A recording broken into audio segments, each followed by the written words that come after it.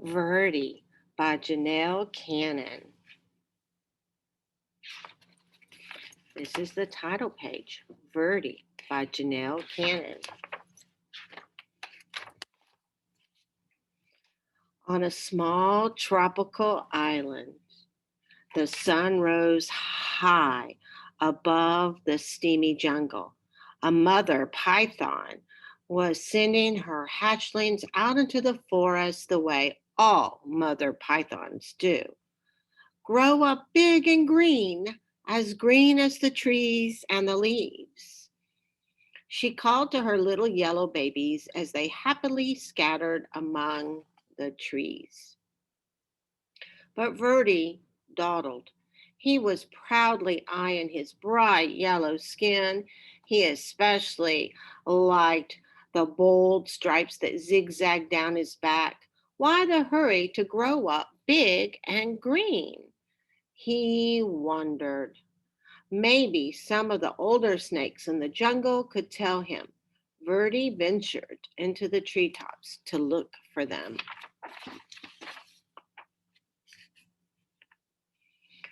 Umbles, Aggie, and Ribbon were lazing on some branches nearby. Verdi peered at their droopy green bodies. It's not polite to stare, chided Aggie. Umbles burped and groaned. It's taken nearly 4 weeks for that last lizard to digest. I surely do like lizards, but lizards don't like me. Why don't lizards like you? Asked Verdi. Don't interrupt, Umbles grumbled. Dear me, whined Aggie. If I don't shed soon, this itchy skin will drive me bananas. Verdi tapped a tune with his tail as he waited to speak. Stop that, Verdi. It makes me nervous, Ribbon complained. Besides, you'll never grow up to be properly green, always interrupting and constantly fidgeting. Verdi couldn't imagine being in such a hurry to be like them, and he really wanted to keep his sporty stripes. Hoping to find snakes that weren't so boring, Verdi slipped away.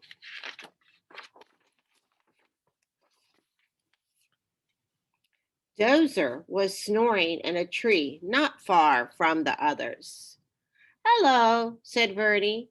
Do you want to climb trees with me? I'm tired, Dozer growled. Go do a few laps around the jungle, okay? Verdi's heart sank. Greens were not only lazy and boring, they were rude. At the top of a very tall tree, Verdi gripped one branch with his tail and another with his little snake jaws. I will never be lazy, boring, or green, he thought. I will jump and climb and keep moving so fast that I will stay yellow and striped forever. Then Verdi let go. Whee!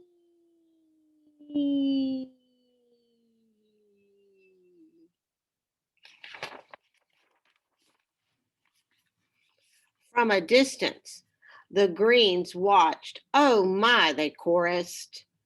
Ribbon shook his head. At this rate, he'll be lucky to make it to his first molt. Aggie nodded. It's like he's likely to put an eye out on that branch. Umbles moaned. He may not live to turn green.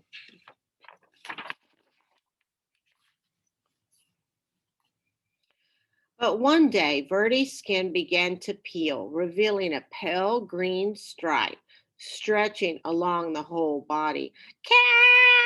Cack! He gasped. How can this be? I'm the speediest snake in the jungle, and I'm turning green.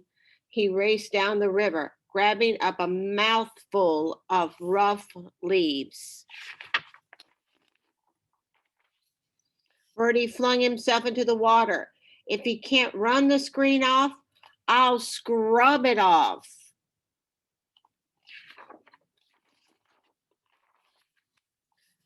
His frantic splashing caught the eye of a large bottom feeder cruising the murky depths. Yum, the old fish hummed. Lunch.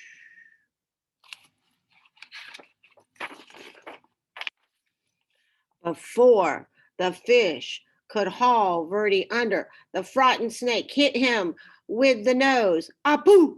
And with a blast of his rubbery lips, the great fish sneezed, sending Verdi into the air, slapping onto the soggy shore. Verdi skidded out of reach.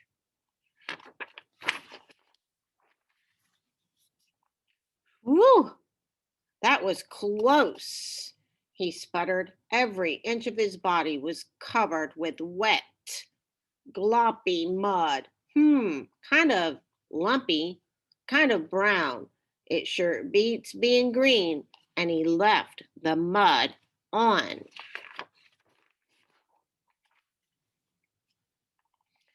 But the soft brown mud dried into a hard clay shell, and Verdi could barely move.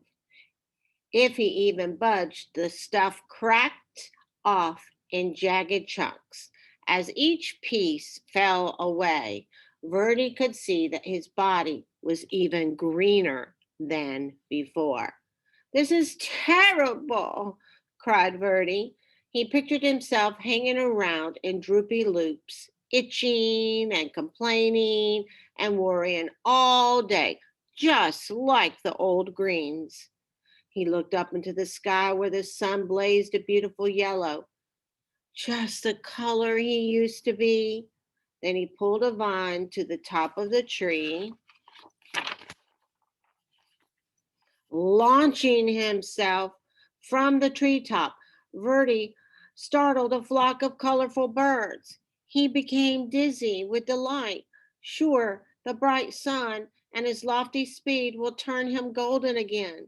In his joy, Verdi forgot he would fall back to the earth.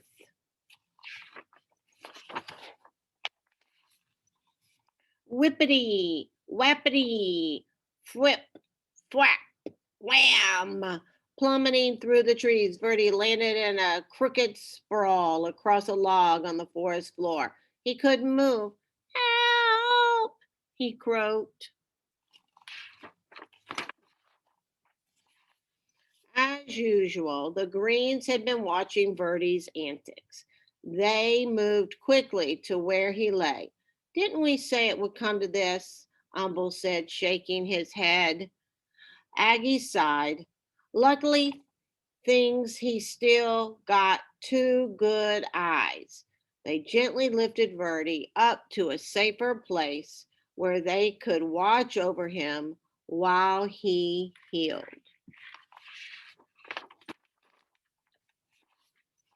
Neatly splintered to a branch, Verdi had no choice but to listen to the greens as they gasped. Remember how I used to streak across the forest floor? Ribbon asked. Quick as lightning, answered Aggie, and I climbed giant trees like they were nothing. They grew taller than you knew. The things I dared to run down and swallow, Umbles bragged. Wild boar was no match for me. Verdi was astonished. You used to run and climb and hunt giant pigs? What happened? Ribbon crashed, just like you, Aggie replied. I took a terrible fall and almost put an eye out. Then old Umbles here nearly choked to death. Now we all prefer the quiet life. A warm perch, a little sunshine, and an occasional good meal. The Greens rambled on about their days of glory. and Verdi settled in on his branch.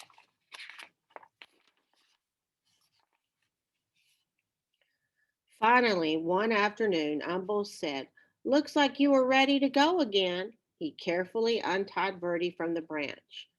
"You are welcome to come with us," said Aggie, and Ribbon agreed.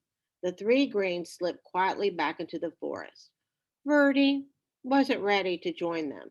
He wasn't sure where he wanted to go, and so he just stretched and stayed put until the sun went down, and he listened to the forest come alive.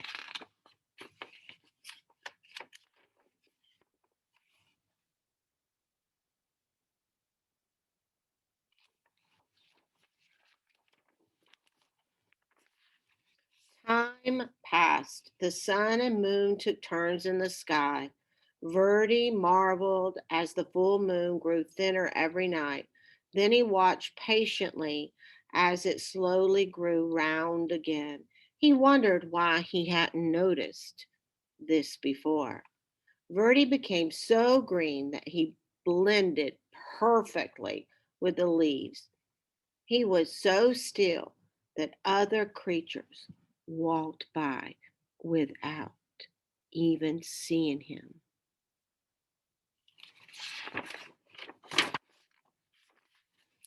One fine morning, as Verdi basked in the sunshine, two small yellow snakes approached. They tapped and fidgeted as they stared. "Get a load of that old green guy," one of them said. "Do you think he ever moves?" And the other one snickered. "I seriously doubt it.